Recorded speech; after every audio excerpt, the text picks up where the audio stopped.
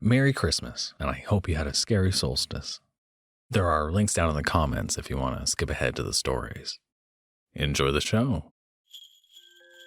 'Twas the night before Christmas, and all through the keep, the creatures were plotting, especially Demon Creep. The prisoners were hung by their thumbs with great care, in hopes that dear Grimsby would not leave them there. Distant peasants were sobbing, the streets running red. I tried not to worry, they'd all soon be dead. The Baroness on her ramparts and I in my hat could still hear some laughter, and would have none of that. When out in the courtyard there arose this mad chatter, I rang for the servants to see what was the matter. Festive narrators, intending to crash, tore open our gates and got into the stash. They brought with them music, and much to my woe, they gave out my food hoard cooked up by Hero. When among these wandering scamps did appear, it was Madame Frightmare who had drunk all my beer. I found hooligans downstairs, I'd ruined their fun, but I left that group be. Meschino was cleaning his gun. I made it outside seeking easier game to find gleeful partiers. I knew them by name. There was Ares and Sandman, Lady ate all of the fixins, Musy and Mistress and Barnabas Vixen. They made the knaves happy. This had to stop now. I'd drive them away, the only way I knew how. Doesn't Christmas Eve seem to last forever? Though my body lay in bed, staring up at the ceiling, my mind and soul floated through space. A missing piece of my very essence allowed me to project my desire into the ether. A longing so fierce, the sheer force of it would compel any passing cosmic entity to grant my request. With every shred of will I could muster, I attempted to tap into latent and obscure psychic powers to conjure that which was so necessary to my continued existence. A Game Boy Pocket. I wasn't even asking for a Game Boy Color or anything. Surely Santa would appreciate my asceticism and just bring that sweet, sweet release of Pokemon. It was my 8th Christmas Eve, and I spent it as I had all the others in living memory, torturing myself over the treasures I'd receive. My mind was ablaze with uncertainty.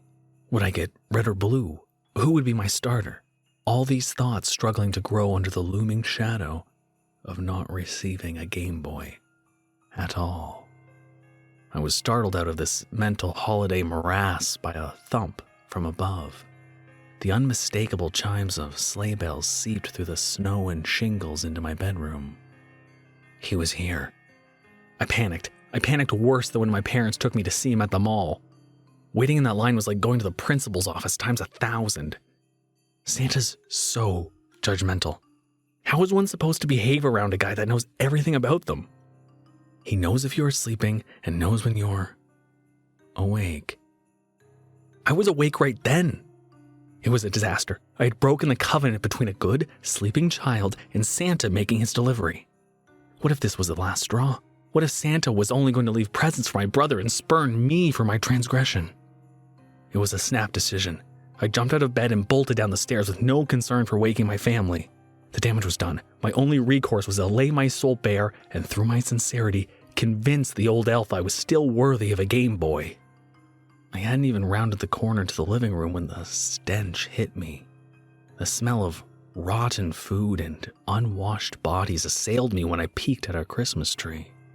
Silhouetted against the glow of decorations, a figure in dirty felt hunched over the table of milk and cookies my mom left out. I could hear it savoring the food with horrible smacking sounds. I gasped. At the sound, it stopped eating and slowly turned towards my hiding spot on the stairs. It was a rail-thin man whose Santa costume hung off him like fetid curtains. Moldy stains of milk pocked his beard. Framed between his crusty mustache and grimy Santa hat were wide, exhausted eyes. He looked upon me with a thirst that sent a flash of fear from the pit of my stomach to the top of my head. His skeletal face pulled up into a toothless smile, and he began laughing uncontrollably. It wasn't the deep, ho-ho-hos I'd been expecting. These were shrill cackles steeped in madness. Fighting through the laughter, he took a step forward and choked out, "Hey, kid." I started back up the stairs and he called out after me, Wait. What's your name?" I froze. He had just confirmed what I hoped was true.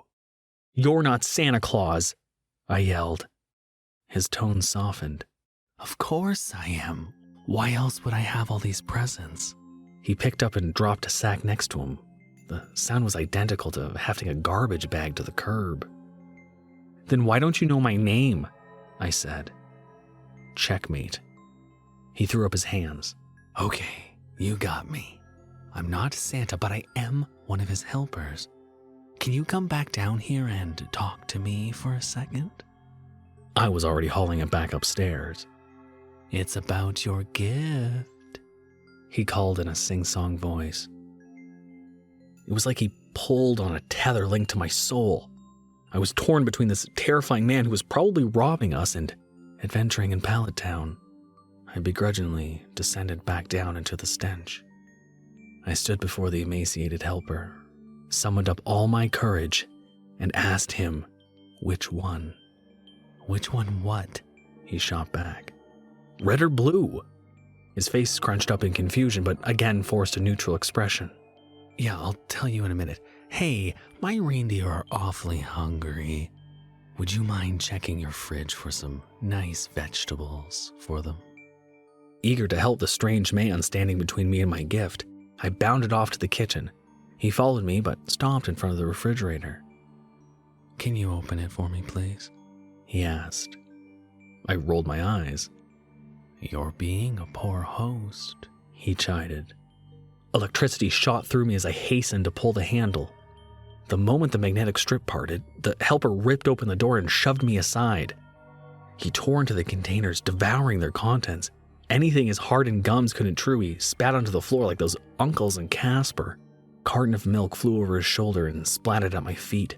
He fell back on the floor and wiped his mouth on the filthy cuff of his suit. The glow of the ransacked fridge illuminated half his face as he stared at me. He didn't speak for a long time, like he was calculating his next words. "Thank you very much, my boy. I guess I worked up quite the appetite," he said in an almost jolly tone. "What about your reindeer?" I asked. "What? Oh yes, of course." The helper rummaged through the scraps and stuff some into his pockets. "That'll be a delightful treat for them. Say, time you received your gift as well." He extended his toy sack for me to take. "Go ahead." The answer to my dreams was at the bottom of this disgusting sack. The inside was slick with discarded bits of rotten food. I fished around in the wrappers and chip bags, but it was just rubbish. I looked up at the helper, tears welling in my eyes. "Ah, you just need a little Christmas spirit," the helper said. He reached into the bag and pulled out a shiny new fire truck. It had a sparkly purple bow and a large tag with my brother's name on it. "Wow!" The helper flashed his toothless grin. "You can pull out the toy a child desires most." He dropped the bag and reached behind his head. He took off his rancid beard and Santa hat, offering them to me. "All you need is this." Choking back my nausea, I fastened the cheap plastic whiskers to my face and donned the hat. The hat was way too big and flopped down over my eyes. When I pulled it back up, the helper was gone. He had been standing right in front of me only seconds ago. There was nowhere he could have hidden so quickly. I thought it strange, but then again, he had magicked his way in here to begin with. I seized my opportunity and plunged my arms into the sack of garbage. I felt a box in shrink wrap that definitely wasn't there before. The Santa getup worked. In a frenzy, I ripped the box from the bag and it was Play-Doh. A box of Play-Doh with my brother's name on it. I reached into the bag again, this time retrieving a football for my brother. Again and again I pulled some inane toy for him, but never my precious Game Boy. I tore off the stupid Santa stuff and stormed back to my room. Hopefully I could still get to sleep before the real Santa showed up. Though I'd left in a blur, I didn't remember closing my door. I jiggled the knob, but it wouldn't open. My bedroom door didn't even lock. How was it possible? I called for Mom and tried my parents' door across the hall. It was the same. I started banging on their door, shouting for help, but to no avail. I pressed my ear to the door, and between panicked breaths, I could hear the soft snores of my parents. When I grew tired of screaming, I slumped on the floor in front of their room and fell asleep. I woke to scratch and itch, jolting fully awake with the sensation of insects crawling on my face. I clawed at the mask covering me and threw it to the corner. That reeking Santa gear skulked where it landed. I pulled my knees to my chest and stared at it for a time. That weird skinny guy must still be in the house, messing with me. I tried my parents again, no response with their snores. The house was still primarily lit up by Christmas decorations. I went to check if the sun was rising. It wasn't exactly dark out. There was just nothing. No streetlights, no cars, no stars. Every window in the house looked out into emptiness. Windows I could get to anyway. The basement and office were locked, just like the bedrooms. Doors to outside still open, though I dared not step out into the abyss. I spent those first few days huddled in front of my parents' door, venturing downstairs only for food from the fridge. I guess they were days. To track time, I counted how many times I slept or how hungry I got, but it proved a poor measure in short order. I never found a trace of the helper, though I regretted not scooping the mess he'd left into the fridge before it spoiled. I learned any closed door refused to open. After the fridge ran out, pantry cupboards sealed away cans of soup I knew were there. I was running out of options and felt genuine hunger for the first time. I was curled up in my nest next to my endlessly sleeping parents when I heard a groan from above, the bang of something on the roof. For a while, I thought it was trying to get in, with my world suddenly being so small that noise was the only thing left to explore. I ventured out onto the porch and climbed up some lattice to the awning. Standing on my tiptoes, I could make out furry shapes on the roof. 3 reindeer in the slush. They didn't even raise their heads as I scrambled over to them. Harnesses hung loosely over their rail-thin bodies. I crouched in front of one and looked into its sad eyes. In those big brown orbs, I saw desperate hunger, which I suspect I reflected. They were hitched to a decrepit sleigh. I knew the stories. These reindeer were my ticket out of here. I hopped up into the sleigh. When I pulled the reins taut, the reindeer moved into position, revealing 5 empty harnesses. I yelled go and mush, but eventually dash away caused the reindeer to jump to life and gallop over the edge of the house. Sure enough, we were flying through the void. After so long a drift in isolation, I felt an unexpected surge of anxiety at the sudden departure. I looked over my shoulder and watched my home fade away into the inky soup. We flew aimlessly for quite a while before a shape materialized on the horizon. A yellow brick house served as a landing strip for my beleaguered team. As I disembarked, I saw a bundle under the seat I swore wasn't there before. Wrapped up in the soiled toy sack was the helper's beard and hat. Of course, I left them behind. The reindeer huddled around the chimney and looked at me expectantly. I opted to shimmy down the wall to the front door.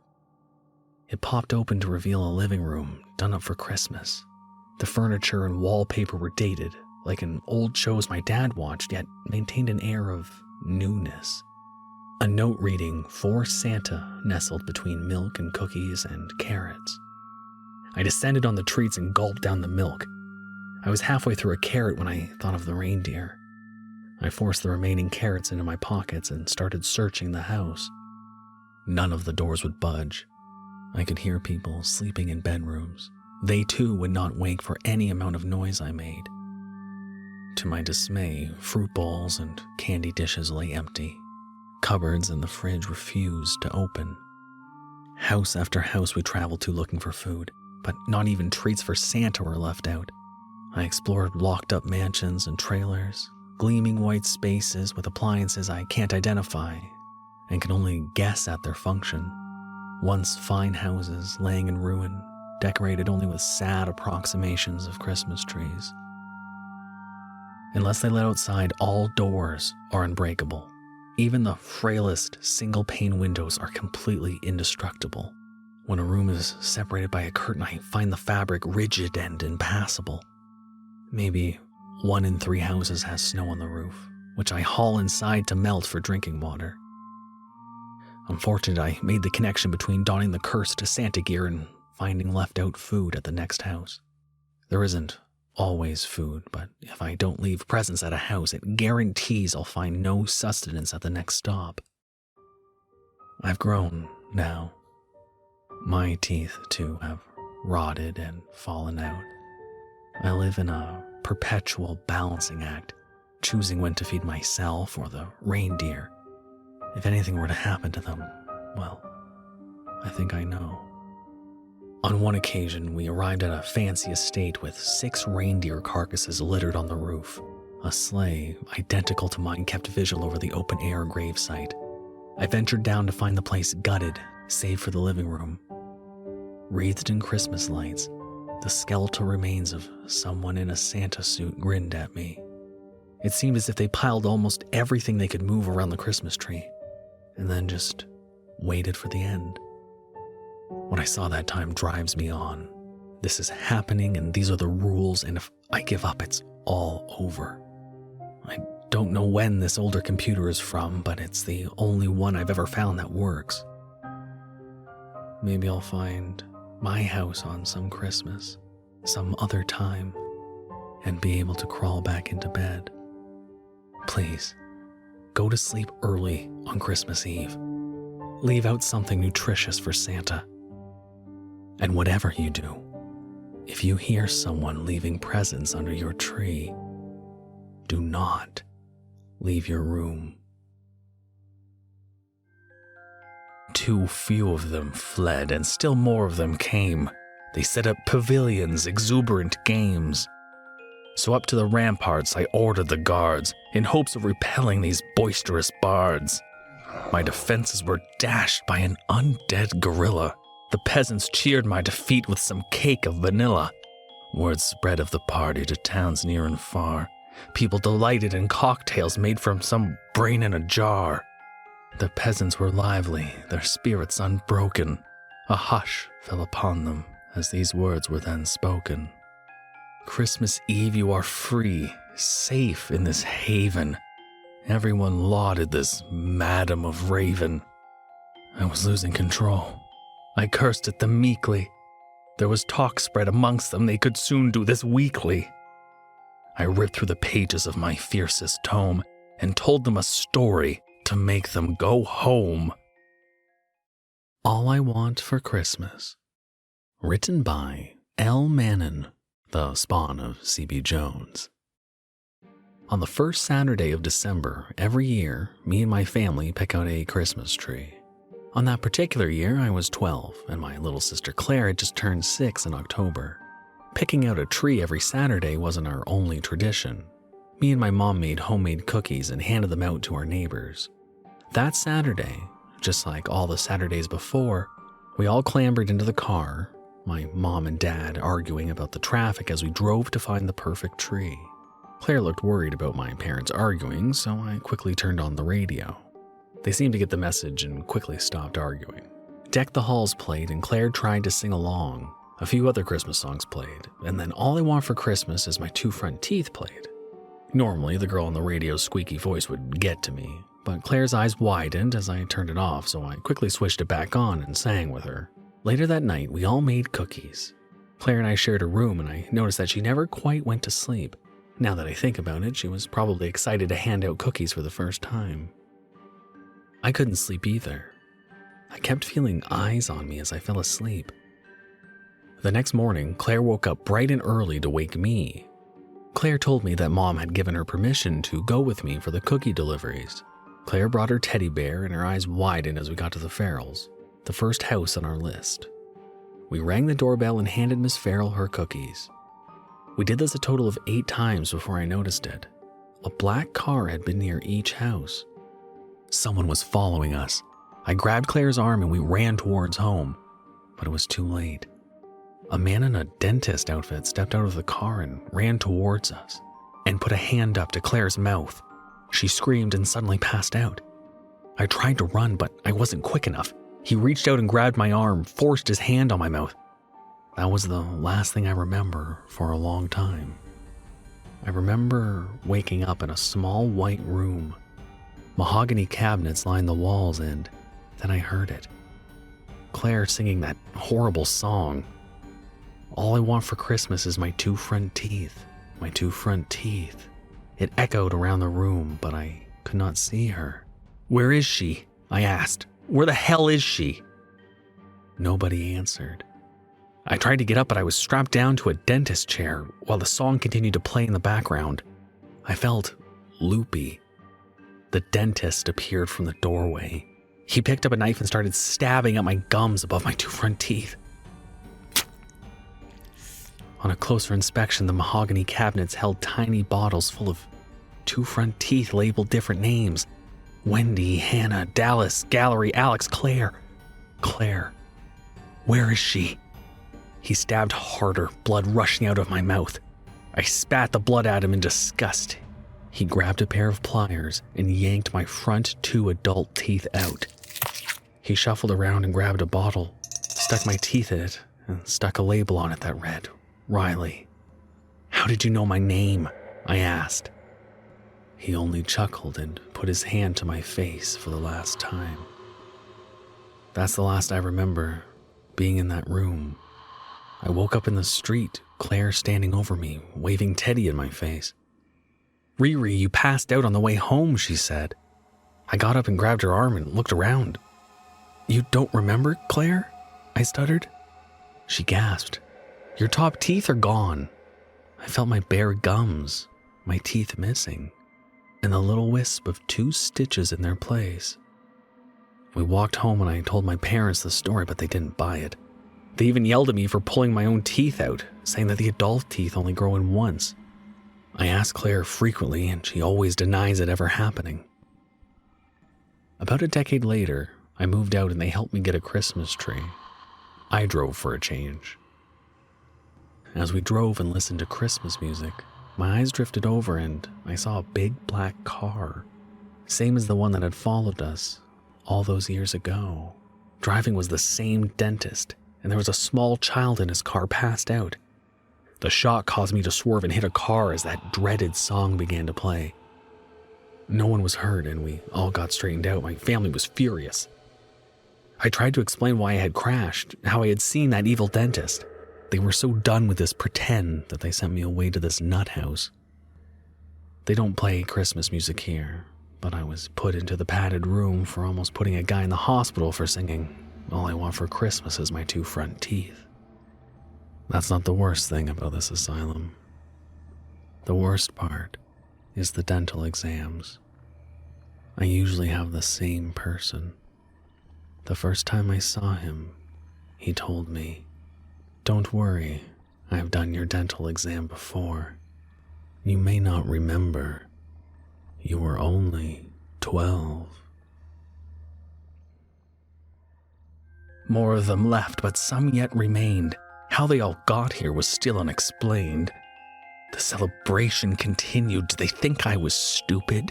The last bastion of party was coming from Lucid. Peasants danced warily in their muck and their grime, though they must have known they were on borrowed time.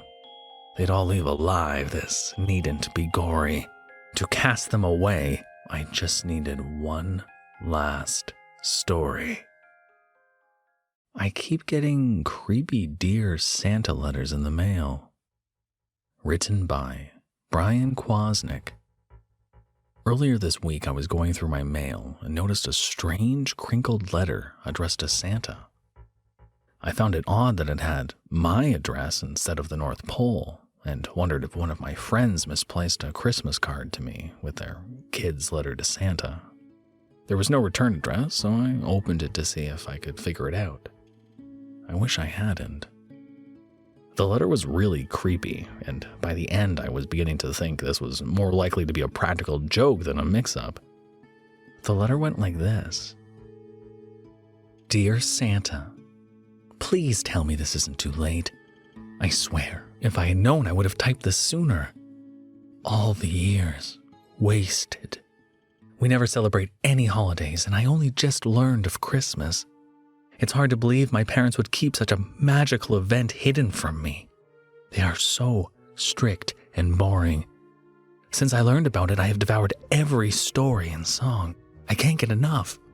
My parents apologized over and over again, but I'm just not ready to forgive them yet. For now, I'm focused on making sure this Christmas, my very first true Christmas, is as special as can be. For this, obviously, I'll need your help.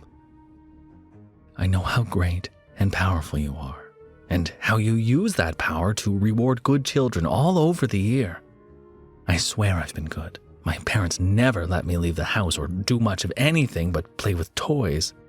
I'd share them with all my brothers and sisters, but they don't live here anymore. I really would, honest. I'm a very generous kid. The thing that I want most is a pet. My mother says I can't have pets, but I found one a few months ago and I took real good care of it. Well, mostly. I found him in the backyard one day. I know I'm not supposed to go outside. Mother says I could get sick. But I was bored and it was so nice out. I snuck out the door when no one was looking and was playing in the yard when I found him. He wandered over and seemed really friendly. Didn't try to bite me or anything. I asked him to come inside with me and he followed me right in. I was very careful to not let my parents see when I brought him to my room. I know this isn't the best thing, but my intentions were good, I swear. I just wanted a pet to play with and cuddle. That's not so wrong, is it? We had fun playing together for a while, but when he kept moving around and making too much noise, I had to tie him up so my parents wouldn't find him. And then he kept making so much noise, I told him everything was all right and pet him real gentle-like, but he wouldn't calm down. I had to cover his mouth with some tape so he'd be quiet. But here's where I made an itsy-bitsy mistake. I used too much tape. It was an accident, I swear. When I woke up the next day, he wasn't breathing anymore. Eventually, I couldn't hide the smell anymore, and my parents found out and were really, really upset. They cried and argued, and I was in big trouble. They took away my toys, and they took away my pet, and I'm not sure what they did with him. But the thing is, I'm really upset with them too, because before I had to duct tape my pet's mouth shut, he kept talking about how excited he was for Christmas and all the presents you would bring him. I was surprised by all the toys he said he'd get because, honestly, he was a little bit rude to me. He kept saying how weird I look and that eyes aren't supposed to be in the places mine are. How could they hide you from me, Santa? It's just not right. So I'm asking very nicely to get a new pet this year. I will take very good care of him and will not make the same mistakes as the last one, which wouldn't have happened if I didn't have to hide him from my meanie parents. It's their fault, really. I hope this message finds you in time. Merry Christmas, Santa. There were a bunch of scratches as the signature, and I couldn't figure out what the name might be. A day passed, and I waited for someone to hint that they had sent the joke to freak me out, and then we could have a good laugh about it all. But then I got a second letter. Dear Santa, it's very rude to keep someone waiting. I need an answer right away. Do not ignore this. It was signed with the same scratchy signature. I'm starting to get freaked out because what if this isn't a joke? What if some delusional person actually thinks I'm Santa? It wouldn't bother me as much if they didn't have my address. At what point do I contact the police? And could they even do anything with 2 weird letters without return addresses? Should I leave a note on my door in case this lunatic person shows up? I'm really not looking forward to any more letters. Yesterday, I was very much relieved that there wasn't a new letter in the mail. I've never been so happy to get junk mail and bills. I took some of your advice and ordered a security camera for my door, but there's a backlog right now and I don't know when it will arrive. The day went by as usual as a day can be in a pandemic. It didn't last long, though. After dinner, I sat on the couch and was watching TV next to my dog. It was just like every other night for the past 9 months or so. My dog is older, about 13 years by my vet's guess. He was adopted, so we can't say for sure. He's always been super calm and mellow, happy to lay down and get scratches or just sleep the days away. It must have been 8 when he suddenly sat up on the couch and started growling. His hackles were raised and his teeth bared. I have never seen him like that before. Even if another dog got fresh with him, he'd just sit there without a care in the world. He ran to the door and started barking and pawing at the ground. My heart began to race a bit and I grabbed my phone just in case I had to call the cops. I was sure the psycho had showed up, ready to kill what they thought was Santa Claus. I slowly stepped toward the living room window and tried to peer out. The front door isn't visible at that angle, but part of the front porch is. I couldn't see anything. After a few minutes, my dog calmed down, though he was still at the door, whimpering. I rummaged through the closet and pulled out a baseball bat. Then I held my breath and opened the door. There was nothing there. No animals, no escaped lunatics, and thankfully, no letters either. I let out a sigh of relief, but froze when I noticed the front door was scratched to hell. My dog must have drowned out the sound of whatever was doing it. They were fat, jagged scratches, something an animal had to have made. I closed the door and locked it, convinced that my homicidal maniac was actually just a bear or something that spooked the dog. I made a mental note to scan the yard before letting the dog out. He's big, but at his age, I don't think he could take a bear on. The rest of the night was quiet, and around 11 or so I went upstairs and crawled into bed. I don't know how late it was when I woke up, but it was pitch black. I could make out the shape of my dog at the end of the bed, growling once more. I rubbed my eyes and tried to adjust to the darkness. The room seemed normal and I couldn't hear anything odd. But then, footsteps. Not in the house, but above, on the roof. It had to be a squirrel or a raccoon, I told myself. But I was completely freaked out. I reached for my phone, but realized I left it downstairs. I was hesitant to get out of bed, but there was no way to be sure. I went to the window and peered out between the blinds. The streetlights cast a dull amber glow on the yards of the street, some of them flickering and had been for years.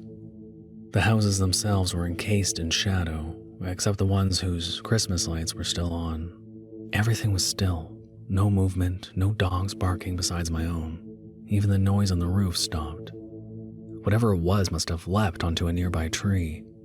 The clouds parted, and the moon revealed more of the world outside. Again, nothing out of the ordinary. It looked calm and peaceful. I was ready to turn back around when a shape crept down from above the window. I was frozen in fear. My dog went crazy, jumping off and on the bed, snarling and whining and barking. But the face hanging down from the room only stared, unblinking. We were face to face like that for what seemed like all eternity, until it was gone. Just like that. My dog quieted down and walked up the bed, burying itself in the covers. When my senses returned to me, I ran downstairs and grabbed my phone. I had entered the numbers 911, but my thumb hovered over the dial button. How the hell could I explain any of this without it sounding like a drunk or a prankster? I took my phone and got my bat, and double-checked all my doors and windows were locked.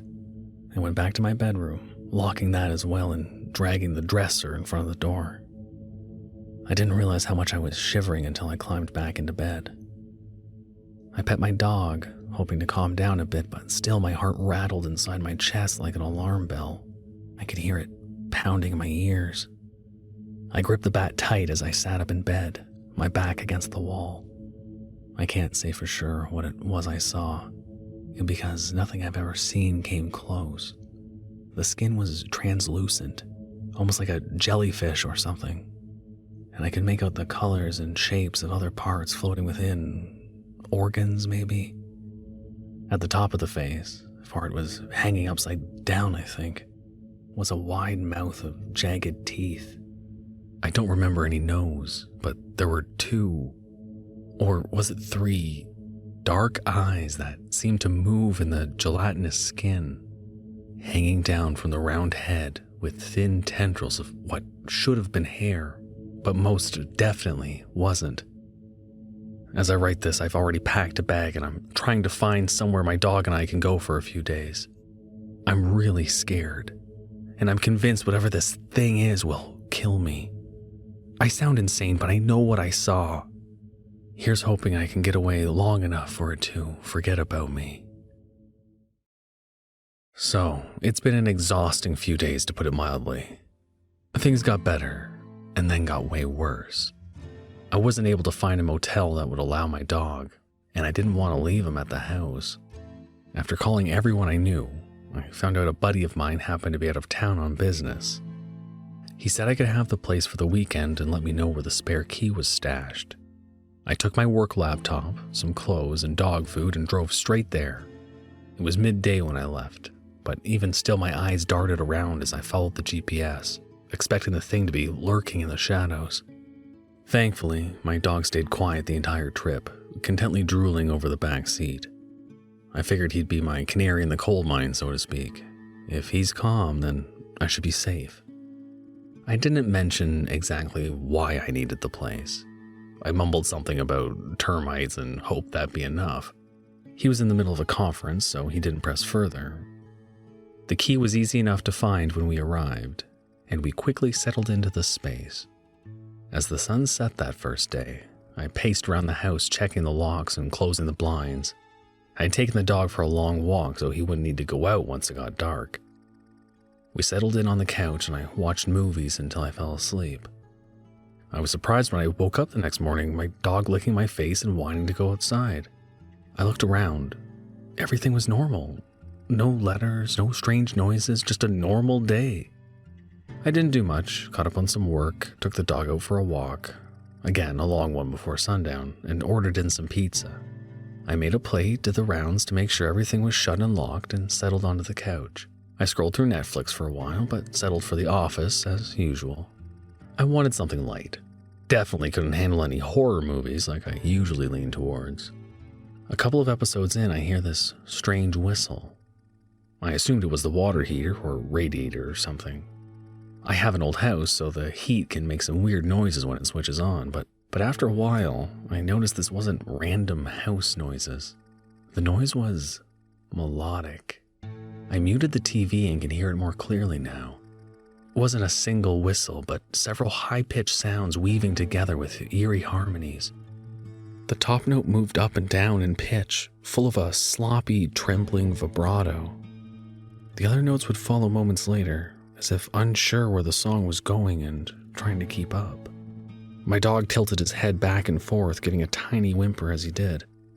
He sunk further into the couch cushion and looked at me with sad, pleading eyes.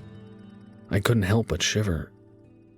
There were more voices now, if any could be called a voice. It was more mechanical or bird-like than a singing voice. I stood up and hesitantly stepped toward the window, trying my best to make as little sound as possible. The strange song increased in volume, and I knew it was coming from the front yard. I swallowed hard, my trembling hands moving towards the blinds to pry them apart.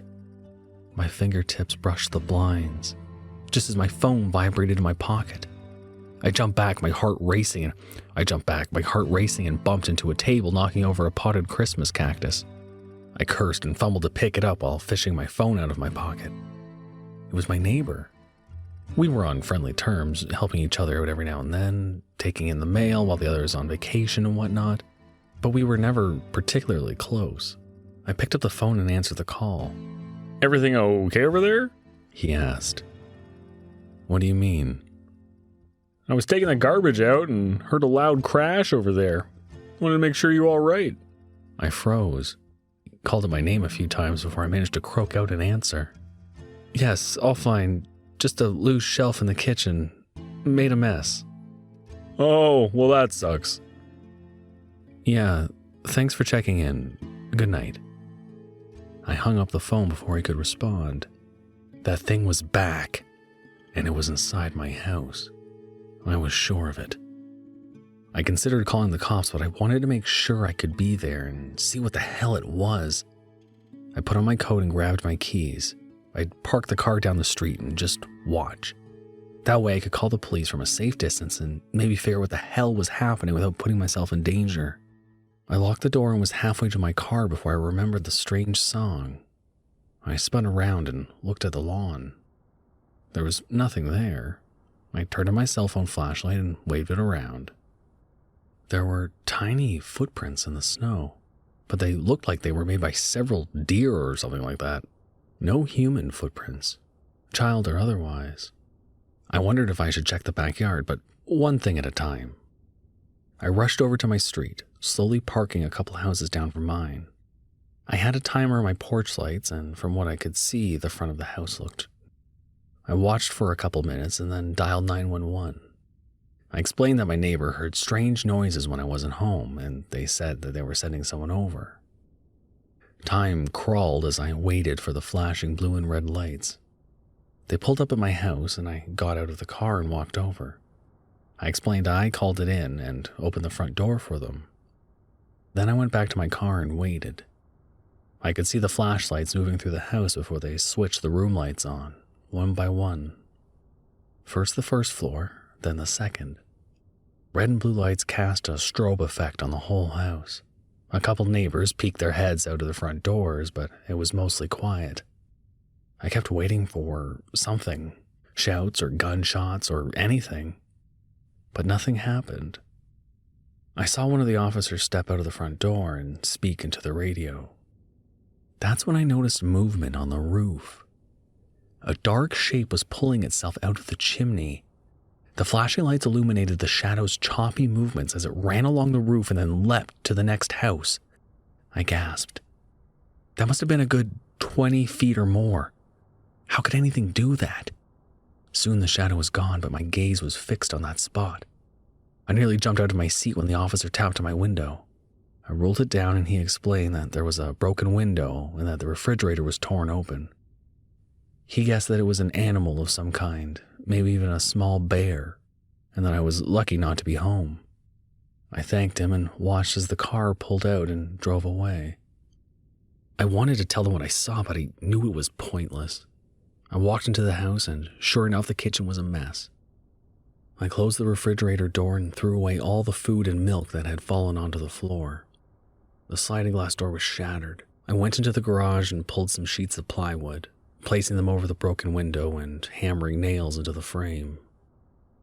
I was there longer than I wanted to be. I quickly threw towels over the small puddles of milk and eggs on the tile floor and raced out of the house, locked the door, and got back into my car. I drove back to my friend's house, all the while feeling like I was being watched.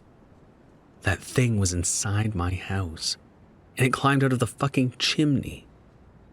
I thought the bloody thing was closed off. How did it manage to get out? I saw it run away from the officers, but I was paranoid it stayed close and was waiting for me. I drove aimlessly for a while, going down side streets and main roads, making my way to my friend's house in the least logical way possible. Finally, when I convinced myself it was safe, I pulled into his driveway and got out of the car. As I approached the front door, I stopped dead in my tracks. I wanted to cry out in a blood-curdling scream and let my horror wake the neighborhood for all I cared. I was losing it. I really can't take much more of this insanity. For it is insanity one way or the other, mine or the world's. Not sure which would be more comforting. Eventually, my legs started moving again, and I stepped over the pile of Dear Santa letters and unlocked the door. There were at least a dozen of them, all in different handwriting, all addressed to Santa, but now at my friend's address. I piled them on the table and just stood there staring at them, unsure whether to open them or burn them all. I haven't gotten any sleep for the past couple days. My dog keeps barking throughout the night. I don't know how much more of this I can take. Been to various stores this week, loading up a shopping cart with various toys and board games. I could barely turn the cart without pieces sliding off the pile. Even still, it never seems to be enough. I hardly sleep anymore, and my appetite has been non-existent. One way or the other, I don't think I'll make it to Christmas. This has been a terrible year, but even with everything that's happened, I could have never imagined this is how it would end. The thought sometimes sends spasms throughout my body, with my hand shaking so terribly that I can't hold anything. It's this sense of utter horror and hopelessness that envelops me completely. But sometimes I'm filled with such calm that it's almost worse than the fright. Something about knowing what's coming and that all other possibilities have been stripped away is comforting. At the very least, there's no more uncertainty. I don't bother to close the blinds anymore. Not looking won't mean they aren't there, pressed against the glass. They sing their haunting carols, every note scratching at my skull like nails on a chalkboard. Even during the day, I hear that shrill whine ringing in my head. The good thing about letting them see me is that they don't try to force their way inside. They seem content to stare at me, and I struggle to stare back at those ever-moving eyes and their gelatinous, translucent faces. Faces that would be much more at home at the deepest trench in the ocean. Brightly colored organs pumping within their thin skin as they wriggle around in the pitch-black depths. Sometimes I feel like I'm down there with them. The air is heavy and every move I make is slow and laborious, like I'm weighed down by miles and miles of crushing ocean. Sounds move differently now too. Whatever I'm doing, the sounds have trouble reaching my ears before they are twisted and stretched and distorted. I don't recognize my own voice anymore. It's like it's lost in an echo chamber or tumbling forever down a deep, dark hole. I'm not sure if I'm falling or if everything else in the world is slowly being pulled from me. Is there a difference? When I'm out at the stores buying their presents, it's painful to watch everyone else moving around freely. It takes all my strength to even come close to matching their pace. Embarrassment washes over me as I struggle to lift the toys onto the checkout area. I know how busy the cashiers are, and here I am moving like a snail with a giant pile of gifts. I've nearly maxed out my credit card, and I haven't been logging into work or checking my emails. Haven't even charged my phone in days. After these trips, I carry armloads of presents into the backyard and dump them there on the lawn. Some are still there from the previous days. These kids can be quite picky. But I have to keep trying the things they keep asking for in the letters. No, I can't give them that. I won't. But still the letters keep coming. They thank me for the extra presents and continue to request their true wish over and over and over again. Some of their letters talk of family, but I'm not so sure any of that is true, and I shudder to think of the reality that the scratchy words hint at. If they did have family of any kind, I don't expect they'll be putting out any missing persons reports. Many of those families are missing persons themselves, and I'll join them. Sure, there will be a trail to follow, but none of it will make sense. None of it will lead to any answers at all. I'll be lost and forgotten, like how many others. More than anything, I miss my dog. It was my fault. I wasn't paying attention and let him out too late. They must have confused him with the other gifts out back. The last sounds he made were even worse than the carols the children sang, and I was relieved when they drowned out his pitiful crying. I hope he knows how sorry I am. The way things are going, maybe I'll be able to tell him that in person. If I knew, I would have given him away. They were after me. My fate was sealed, but he didn't need to suffer for it. He could have found a new family and had a happy life.